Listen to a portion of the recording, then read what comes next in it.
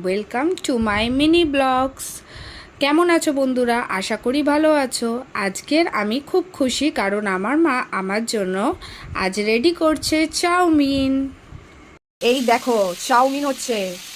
এই দেখো মা কড়াইতে অলরেডি আলু, গাজর, বিনস সব দিয়ে দিয়েছে। এবারে কাটছে ক্যাপসিকাম, পেঁয়াজ। ওকে, শসাও মনে হয় দেবে মা।